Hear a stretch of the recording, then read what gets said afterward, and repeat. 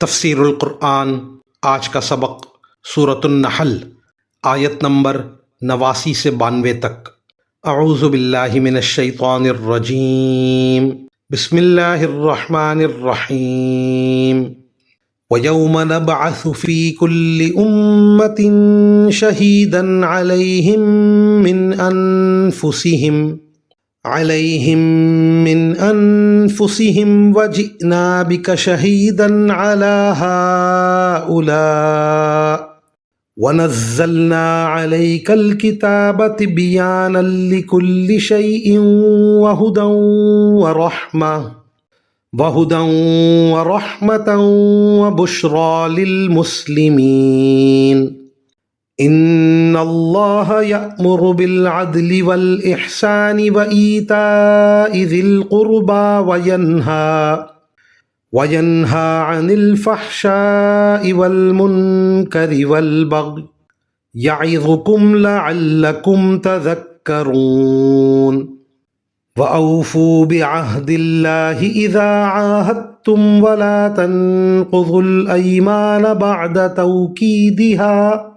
بعد توكيدها وقد جعلتم الله عليكم كفيلا إن الله يعلم ما تفعلون۔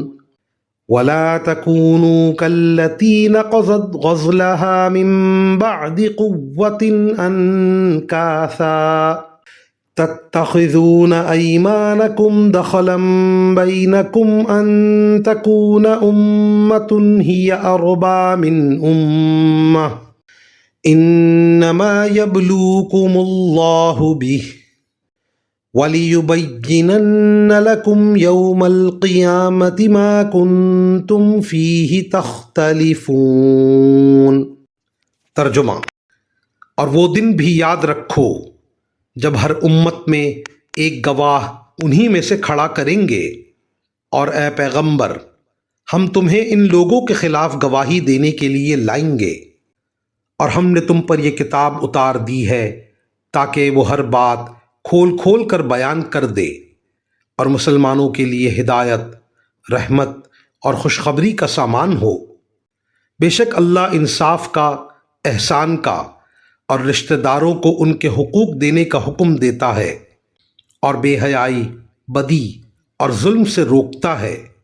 وہ تمہیں نصیحت کرتا ہے تاکہ تم نصیحت قبول کرو، اور جب تم نے کوئی معاہدہ کیا ہو تو اللہ سے کیے ہوئے عہد کو پورا کرو، اور قسموں کو پختہ کرنے کے بعد انہیں نہ توڑو، جبکہ تم اپنے اوپر اللہ کو گواہ بنا چکے ہو۔ تم جو کچھ کرتے ہو یقیناً اللہ اسے جانتا ہے۔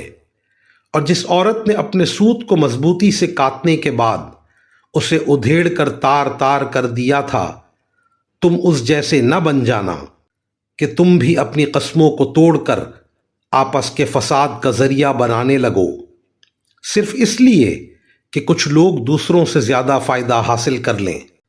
اللہ اس کے ذریعے تمہاری آزمائش کر رہا ہے، اور قیامت کے دن وہ تمہیں وہ باتیں ضرور کھول کر بتا دے گا جن میں تم اختلاف کیا کرتے تھے۔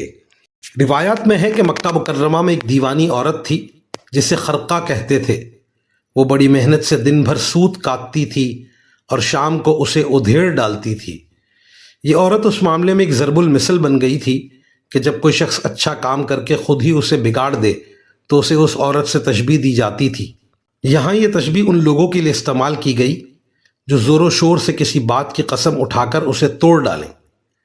جھوٹی قسم کھانے یا قسم کو توڑنے کا مقصد عام طور پر کوئی نہ کوئی دنیا کا فائدہ حاصل کرنا ہوتا ہے، اس لیے فرمایا گیا اس معمولی فائدے کی خاطر ایسے گناہ کا ارتکاب نہ کرو۔